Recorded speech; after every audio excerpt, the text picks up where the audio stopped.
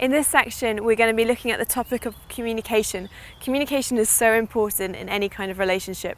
Branka and Paul are going to be giving you some top tips on having good communication in an international relationship.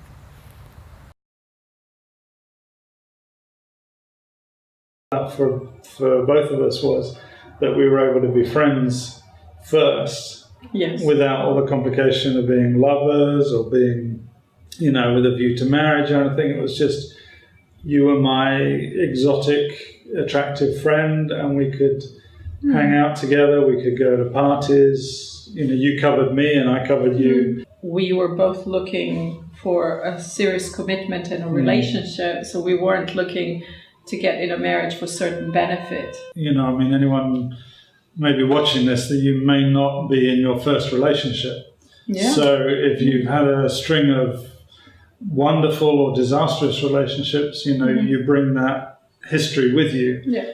So one of the key things for me at the beginning was, because of our friendship, we had a complete exchange and there was no secrets.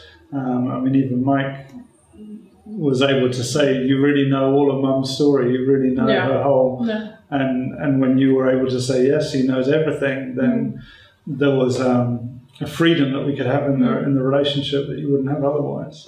That's true, because not having secrets meant that you knew my past and you knew my present, so that if we decided both to get married, that we would then have a good future together. And I think that's really the key, I think, for any marriage, regardless how bad your past could be. The person that you are going to marry needs to know good and bad things, so that, that's true love, isn't it? So honesty to your whole relationship history is very important.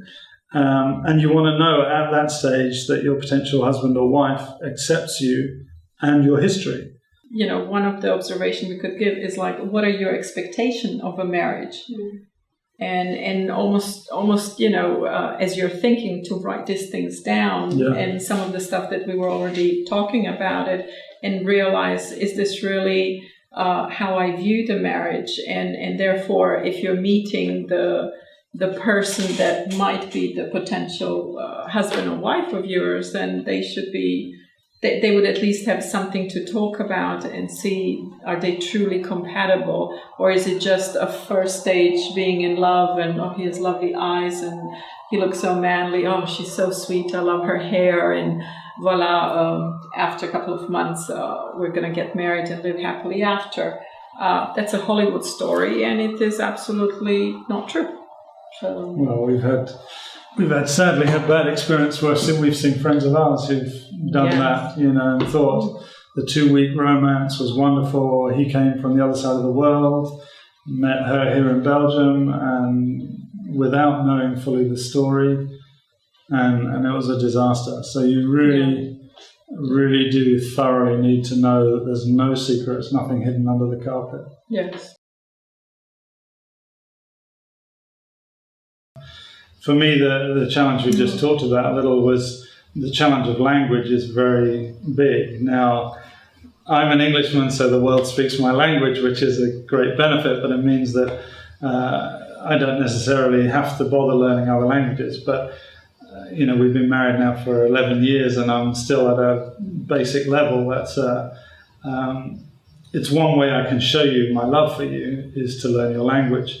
And because as I do that, then I know more of your culture. Yeah. Because through the language, you understand the culture, you understand the background, you understand also, while you're married, although I speak English, it's still different. The wording, the expressions that I have, the way I think, are still Eastern European. They're not British English. So it's completely different.